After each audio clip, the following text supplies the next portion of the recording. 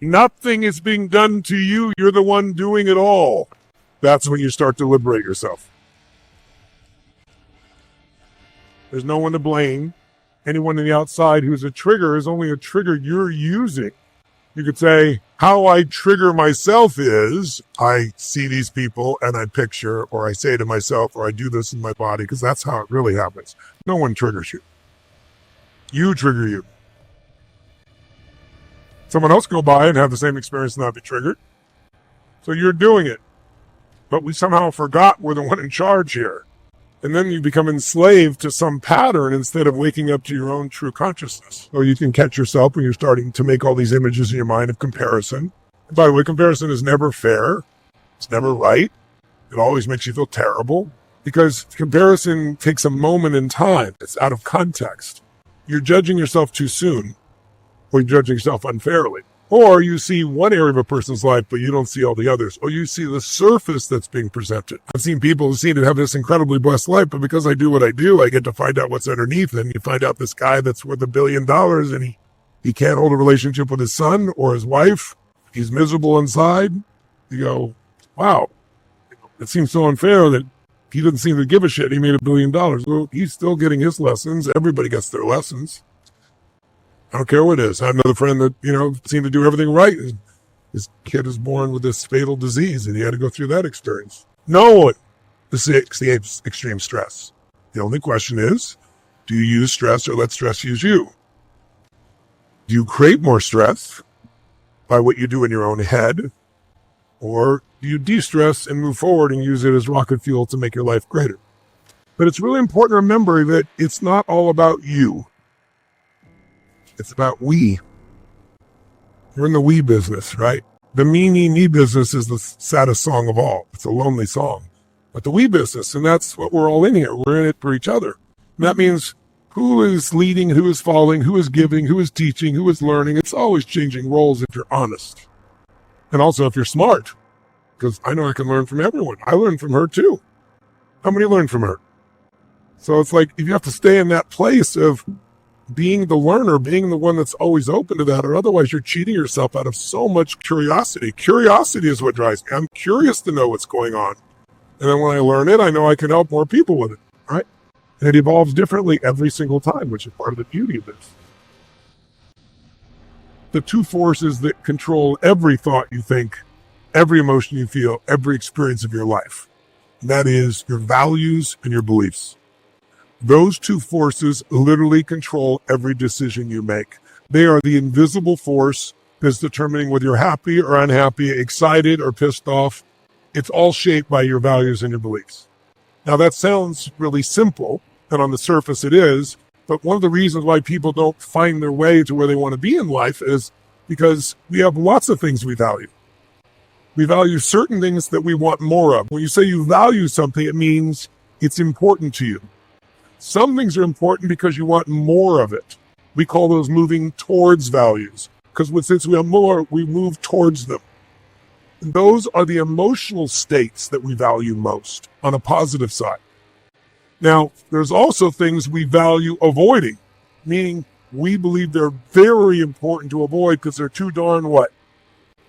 Painful, right? And so you have two sets of values, not one. You have a set of values of what you're trying to move towards. You have a set of values of what you're trying to avoid. When you're making decisions subconsciously, these two forces are being affected. That alone makes it a little more complex.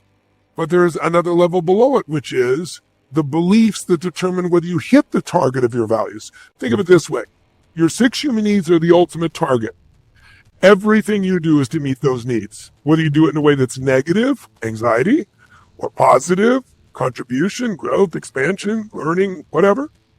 Drugs, negative or positive, you're going to find a way to get at least the first 4. Most people don't get growth and contribution, which is why most people don't experience fulfillment, because those are the spiritual needs. But that's the target. But our brain thinks the target is things that we think are going to lead to some of these things. So it's either things like someone could say, what do you value? Go, I value my car. Well, it's true. Their car is important to them. But when you tell me certain things, there's what we call ends values. Ends are the emotions you're after. That's what you're after ultimately. And then there's means. A car is a means. What does a car give you? Well, it gives me freedom, or it gives me status, or it gives me comfort, right? Those are the feelings you want. How many follow here? Like you might say, I value family. I'd say, great, that's true, but family is still a vehicle. What does family give you? And the person might say what? Love, connection, joy, significance, all these other needs that might be met. So it's a vehicle to meet more of those 6 needs. So you value it as a way to get there. You don't realize that. People say, I want money. What do you want money for? You want little pieces of paper with dead people on it? I don't think so. You go, no, I want freedom, or I want security. What are those? Those are feelings that you value. And by the way, is it possible to have a lot of money and still be insecure, uncertain, unloved, yes or no? Is it possible to have a lot of money and not feel free? So people have illusions that if I get the thing, I'll meet the need, but that is not necessarily so. Okay? That's why people get so frustrated. You can create love and create joy, create a business and create a family, create pain, create worry. We have the ability to choose. And if we decide to become creators or co-creators of this universe, one of the earliest ones we talked about was understanding the science of achievement and the art of fulfillment, that if you go to the East, it's very different than the West. In the East, people are focused more on the inner world. In the West, we tend to focus more on the outer world. Which world should you focus on? Both. Why should you pick one or the other? But our culture tends to lean us one direction or the other. Here, people get really upset when they don't have their special sauce on their jumbo jack, if they don't have enough money, if they don't have things organized the way they want. But I'm suggesting to you, you can have the science of achievement, that's the West, and the art of fulfillment. And without both, you're cheating yourself. We have to understand what accelerates or decelerates, breaks our life, momentum. And that's created by emotion. And we all discover we have an emotional home. What do you love? What do you hate? What excites you? Because that's the only way your life changes, is decision. A real decision, by the way. A real decision is you cut off anything except what you've committed to. And when you decide and you commit and you resolve, when you do all 3 of those things, you will move forward. Anything in our life can change. You don't like your body, change it. You don't like your relationship, change it. You might want to change you first, or you might find the same problem coming again. You might find out you were the problem. You don't like your business or your career, change it. How? First step is decision. But I can take you through a process of uncovering what's holding you back, which is always a belief. Remember he said, what's the only thing stopping people is fear? To be fearful, you have to believe that something is scary or bad for you or could hurt you or destroy you. And yet we all know the hero's journey. How many of you have something that's happened in your life years ago that was so brutal that you would never want to go through it again? You never want anybody you care about to go through it.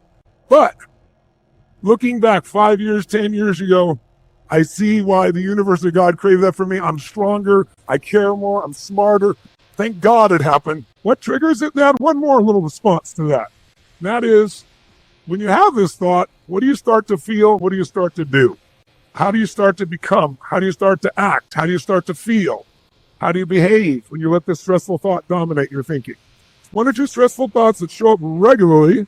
What tends to trigger them? What do you tend to feel? How do you tend to behave? What do you tend to then do? And if you know 1 or 2 stressful thoughts that really get you, what's the thing you focus on sometimes that lights you up?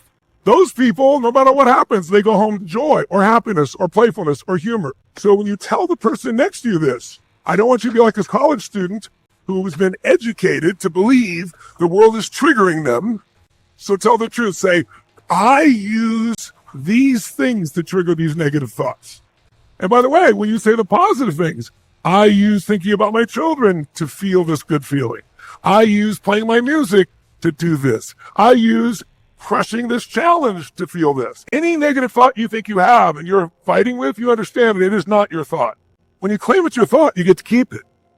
It becomes part of your identity. And remember, the strongest force in the human personality is the need to stay consistent with how we define ourselves. If you define yourself as a loser, you find the way to lose. You define yourself as a winner, you're going to find some way to victory. It's not that simplistic, of course, but there's a different drive inside of you.